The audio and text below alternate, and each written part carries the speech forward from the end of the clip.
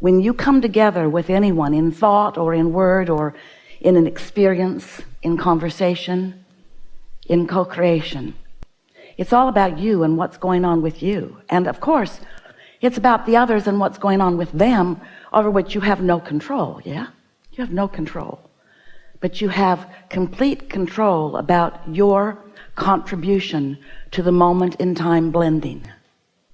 The moment in time blending with whoever it is you're talking to, whoever it is you're thinking about, whatever it is you're thinking about. Your contribution matters so much more than all other things put together. And that's what we want to talk with you about today, is what is your moment by moment by moment by moment contribution? When you're interacting with someone else and maybe you're not getting along so well, and your tendency is to want to analyze what they could be doing better,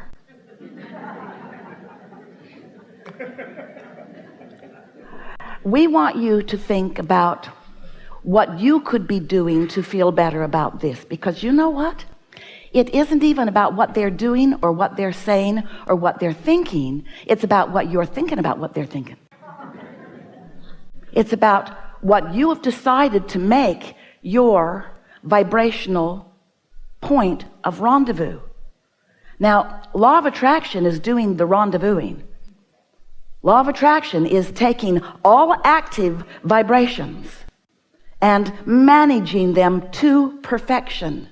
Nothing ever wrong with the way law of attraction is causing the blending, the rendezvousing.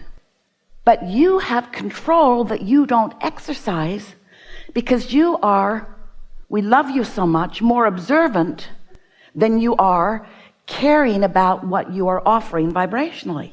You let circumstances and events, or even things that you've thought about before, or even things that you've experienced before, dominate the moment in time, so improvements can't happen. Esther caught herself doing that 2 days ago. She has a new house in San Antonio. Lots of new wonderful things in this new house, and still some tweaking things into place. And something was in the process of being tweaked. And Esther has built a lot of houses. She and Jerry built a lot of buildings, and since Jerry hasn't been here in the physical with his hammer, she has built more buildings. In other words, she really likes construction. That's why you're all here in a construction zone.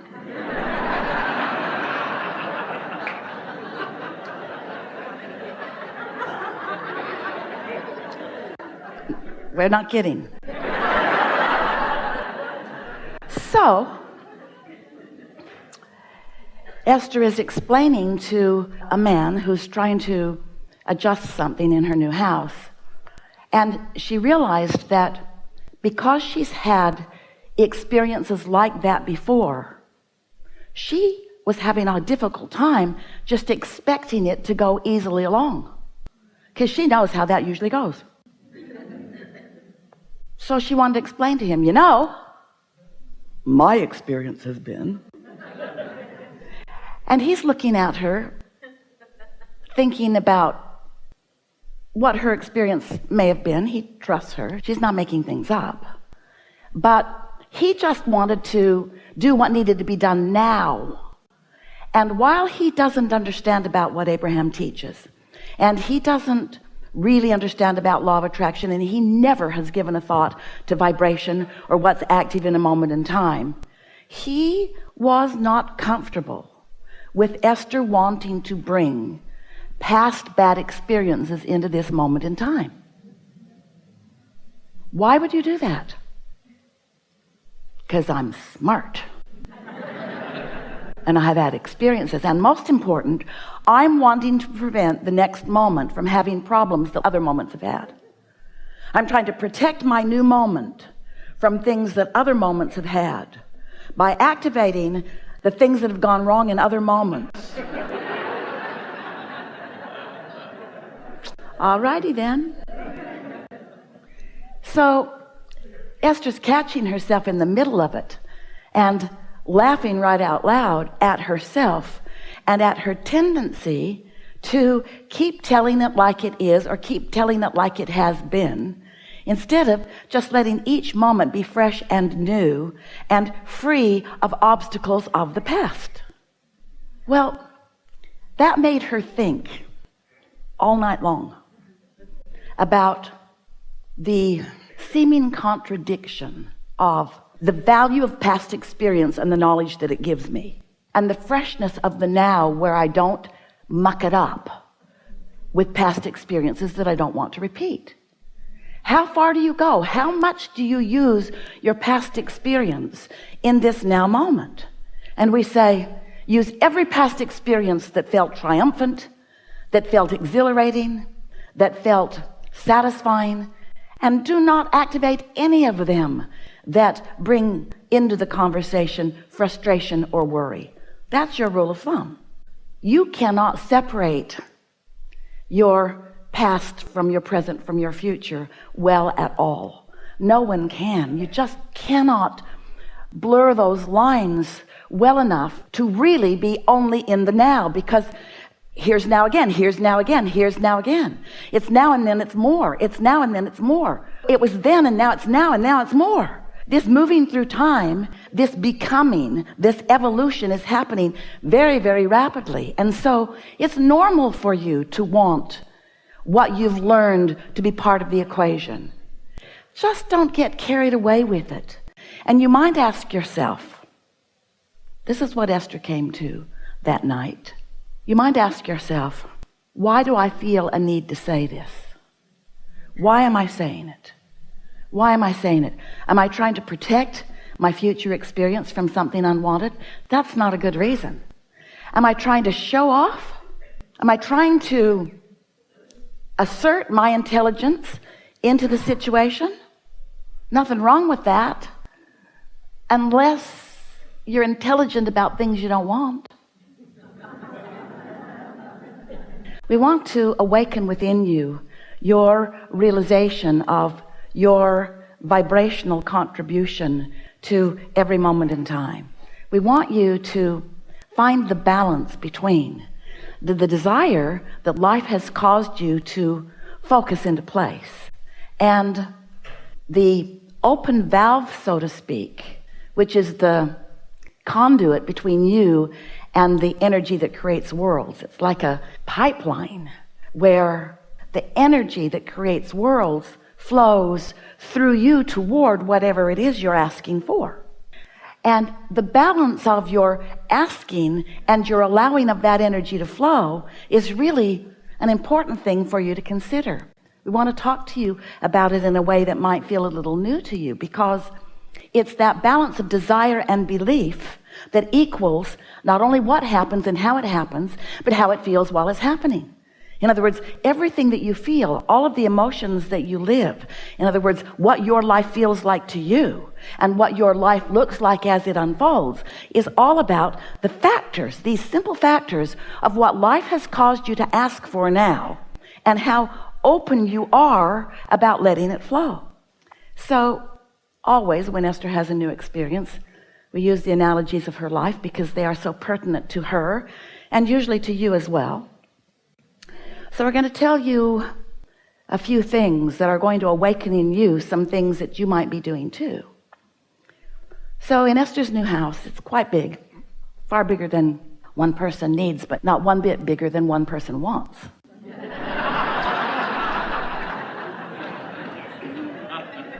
So here it is, and now it's the day that a photography company is coming to take a picture of the award-winning pool.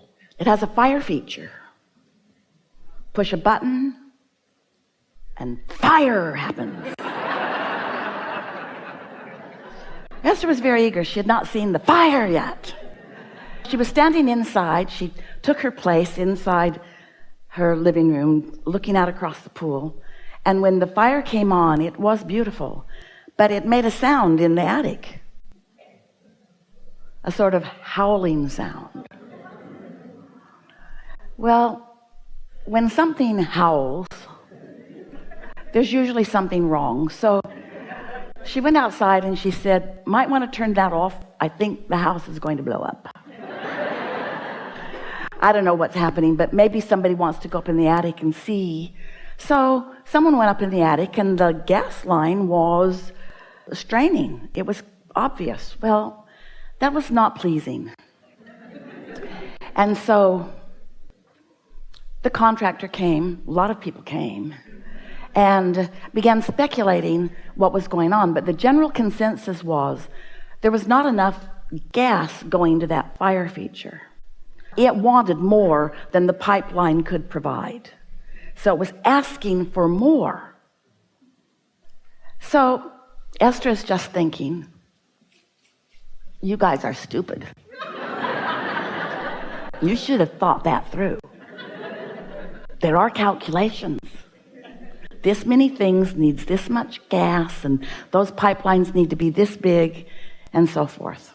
She tried to be nice, and mostly was, as they explained to her, there were only a few interior walls that would have to be removed. And Esther explained to them there were going to be no interior walls removed. Tear out the outside of the house, but don't mess with the inside of the house. And then she decided to just cool her jets, because she could feel that she was going off the deep end and that no good was going to come from her involvement in this. And now it's right before the holidays. Nobody wants to do anything anyway. And so Esther just decides to chill and let the universe take care of it. Those were her empty, hollow words that she was speaking to them. So then she's enjoying her house. Everything else works as long as she doesn't turn on the fire or the pool heater or the outside fireplace. Just a few things. Everything inside is working. So then the next day, or the day after the next day, she's standing in her living room, and she has really a strong impulse to step out into the front yard. And as she does, she hears a strange sound, not so different from the sound that she'd heard before, except it's outside rather than inside. And so she stood there and realized that it had something to do with the sprinkling system, the underground system. She stood there long enough that that zone turned off, and when the zone turned off, the sound went away. It wasn't a sound of water running. It was a sound of something straining. It was a sound of something odd. It was a sound of something going wrong.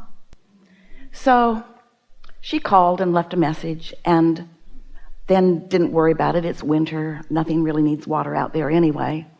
Something to think about later, though. And then a day or two later, a man came to teach her pool school. He's going to show her how all the buttons work, and he was a lovely man, and she learned about her new swimming pool. And as he was getting ready to leave, he said, "Oh, I noticed that you have a broken sprinkler down on the back of the property." And Esther looked down, and sure enough, there was water bubbling up out of the ground. So she called the landscaper, who was in the area and was there in 2 minutes, who called the sprinkling company, who was also in the area and was there in 5 minutes. And so within 7 or 8 minutes, there were people there to deal with this broken sprinkler. Turned out the sprinkler wasn't broken. It's just downhill, and the system had just turned off, and water was just draining out of that. But now they're there. And so Esther says, "Oh, I have a question for you. Can you turn on whatever zone makes something happen out here in the front?" And so they did, and that sound came. And Esther said, "Does that sound normal to you?" And they said no. And so they were there for a while and figured out that someone had wired 2 zones together so that when either zone was calling for water, both zones were calling for water, and there wasn't enough water for both zones. And so the demand was greater than the supply. You getting a theme here?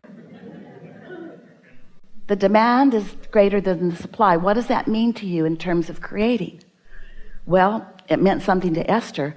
I have desires that my open valve isn't supplying, which means my valve is not as open as I think that it is. I'm asking for more than I'm letting come through. I've got beliefs that are blocking my own desires.